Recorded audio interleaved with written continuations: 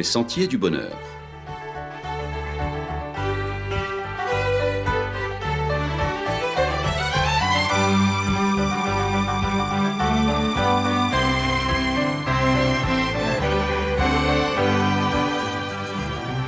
Une émission qui vous apporte un message d'espérance, de paix, de joie et de confiance.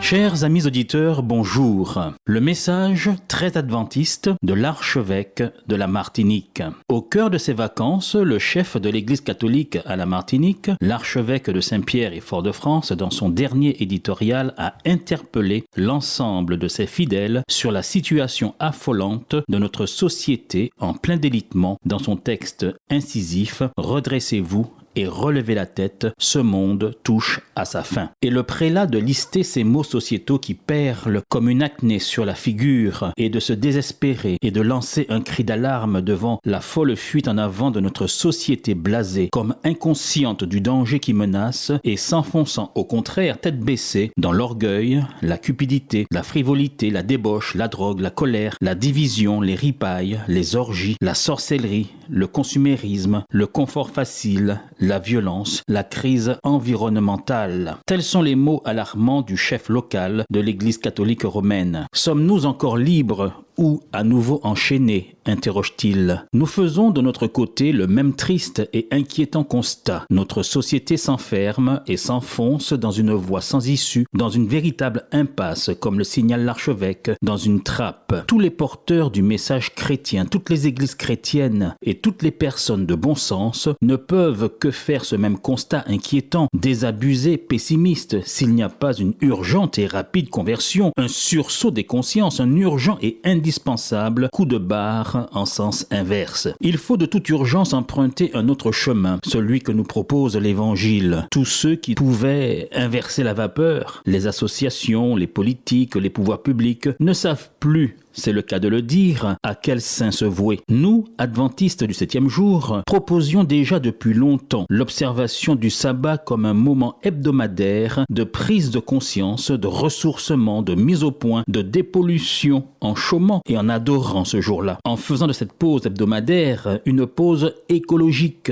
et restauratrice des liens familiaux, des liens sociaux, un renouvellement de notre âme. Oui, faire une pause comme cela nous est demandé par le Dieu créateur dès la Genèse lorsqu'il établit le sabbat comme couronnement de la création, jour saint, mis à part, où le Créateur, pour nous donner l'exemple, lui-même se reposa de toute l'œuvre qu'il avait faite. Ce commandement n'est nullement tombé en désuétude puisque ce commandement est rappelé par ce Dieu créateur et libérateur dans le livre de l'Exode. Il n'est que rappelé, car ce commandement du repos du sabbat ne s'adresse pas qu'au peuple juif, mais concerne toute l'humanité. Il a une portée universelle et intemporelle, puisqu'il a été posé dès le début, à la Genèse, lors de la création de l'humanité. Il ne s'agit donc ici en Exode que d'un rappel, lorsque le peuple d'Israël, après 400 ans de servitude et d'acculturation, avait semblé oublier l'injonction faite de se reposer ce jour-là, soumis qu'il était à l'esclavage féroce des Égyptiens. Il est à noter que Jésus, les saintes femmes et les apôtres eux-mêmes l'ont aussi observé. Mais plus encore, le propos final de l'archevêque fait de lui, permettez-moi, un adventiste.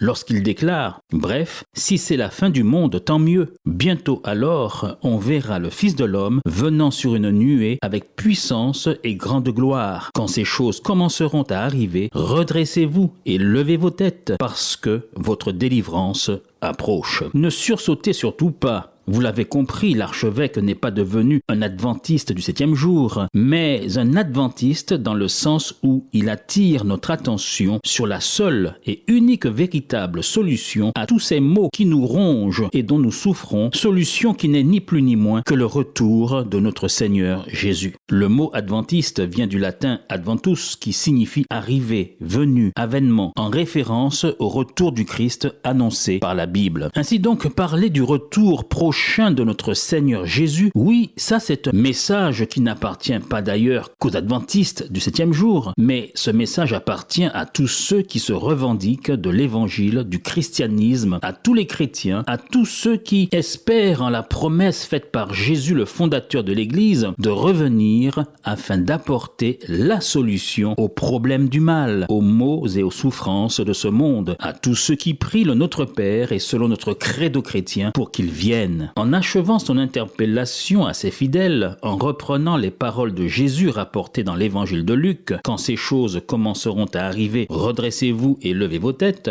parce que votre délivrance approche, l'archevêque met le doigt sur l'essentiel du message chrétien pour aujourd'hui, à savoir, préparez-vous pour cette autre chose, pour cette autre réalité, pour le jugement, pour le changement de paradigme, pour le renouvellement de toute chose, cette transformation que les hommes ne peuvent apporter, ce changement que les hommes, à cause de leur cœur endurci par l'égoïsme, la méchanceté, le péché, ne peuvent produire, mais que seul le retour de notre Seigneur pourra accomplir. Les adventistes du 7e jour, depuis toujours, prêchent la conversion en mettant l'accent sur ces deux vérités qui sont incluses, qui sont au cœur même du nom qu'ils portent et qui les identifient, celui d'adventiste du 7e jour. Premier point que met en avant cette appellation d'adventiste du 7e jour, eh bien c'est le respect du 7e jour, l'observation du sabbat qui nous rappelle l'autorité, la souveraineté du Dieu créateur, observation de ce jour mis à part qui pose que l'homme n'est pas la mesure de toute chose et qu'il ne peut impunément exploiter, souiller, abuser, polluer la nature qui le porte et le nourrit. Et dans cette appellation, dans cette dénomination d'adventiste du 7e jour, l'accent est placé également sur ce deuxième point, à savoir le retour prochain de notre Seigneur. Adventistes sont donc tous ceux qui attendent le retour de notre Seigneur Jésus. En cela, tout chrétien, toute personne qui croit et qui prêche le retour proche de Jésus, le seul vrai réformateur, celui qui portera la révolution définitive, est un adventiste, mais devrait aussi envisager de devenir un adventiste du 7e jour. Aussi, oui, à tous les chrétiens qui croient est conférée une mission. Il ne s'agit plus de s'endormir sur les bancs de nos églises, de passer seulement notre temps à enfiler les prières et les génuflexions, mais de vivre en vérité un évangile réel, en annonçant par nos paroles et par nos conduites ce monde nouveau qui vient, mais pour lequel il faut de toute urgence se préparer afin d'en être trouvé digne et d'en faire partie. Soyons donc tous de bons chrétiens, de bons adventistes, et comme l'a rappelé l'archevêque en citant l'évangile de Luc,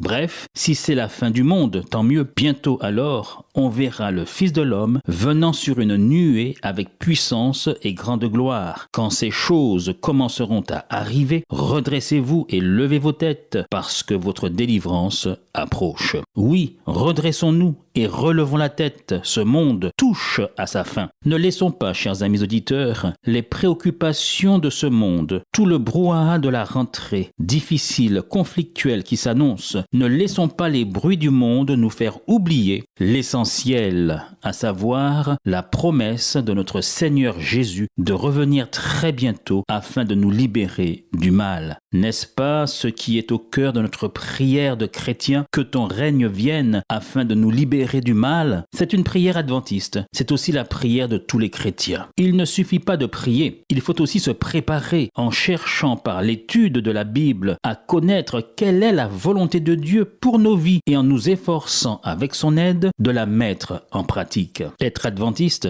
c'est attendre le retour prochain de notre Seigneur Jésus. Mais c'est aussi considérer la volonté de Dieu concernant le sabbat, le 7e jour, qui, lorsque nous l'observons, dirige nos pensées vers ce Dieu créateur, qui est aussi recréateur et qui revient. Annoncer le retour prochain du Christ libérateur est donc notre mission. Mais observer ses commandements, observer le 7e jour fait également partie de la volonté divine. Aussi, soyons donc prêts pour ce prochain retour tel qu'annoncé. Et de même qu'il est venu une première fois, tout aussi certainement, il reviendra. Ce jour sera alors la véritable, la vraie solution à nos problèmes. Quelle merveilleuse espérance, n'est-ce pas ? Que celles-ci nous nourrissent, nous soutiennent, nous aident à redresser la tête chaque jour avec courage et espérance. Et à la semaine prochaine, chers amis auditeurs.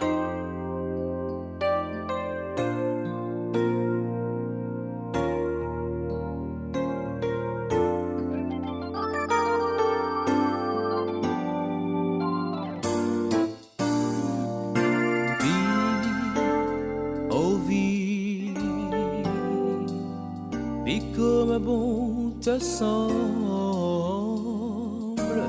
mais sache qu'un jour il reviendra pour toi et moi.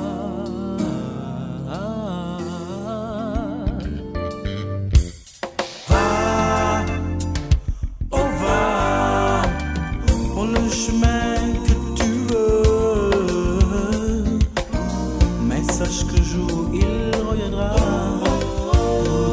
Et moi,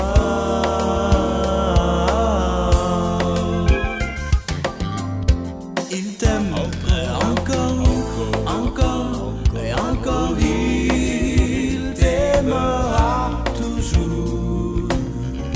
La vie est parfois si dure qu'on n'y voit ni bien ni mal. Oh, oh, oh, il t'aime encore,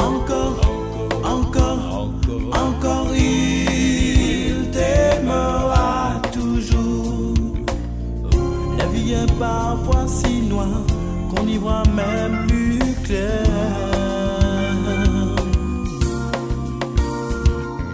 Vis, oh vis, vis comme bon te semble, mais sache que jour il reviendra. Juger tous deux. Viens, oh viens, avant qu'il ne soit trop tard. Mais sache que jour il reviendra pour toi et moi.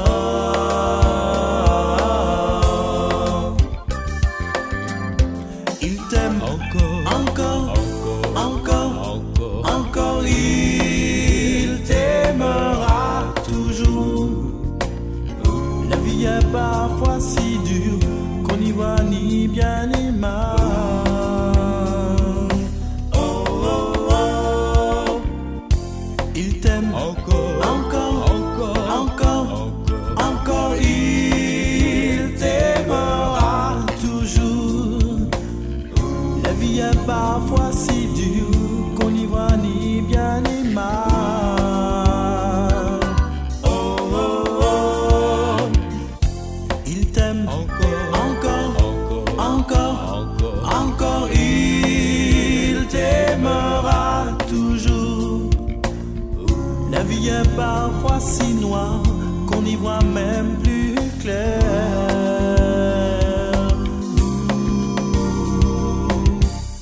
Il t'aime. C'était votre émission hebdomadaire, Les Sentiers du Bonheur. Un programme présenté par l'Église adventiste du 7e jour. Aimeriez-vous lire le texte de la causerie d'aujourd'hui ? Demandez-le. Il vous sera envoyé gracieusement. Nous tenons également à votre disposition notre cours de Bible gratuit par correspondance. Nous le recommandons vivement à tous nos auditeurs. Écrivez-nous aujourd'hui même. Voici notre adresse. Boîte postale 50 97 282, Le Lamentin, CEDEX 2. Nous nous réjouissons à la pensée de vous retrouver à l'écoute la semaine prochaine à la même heure. À bientôt.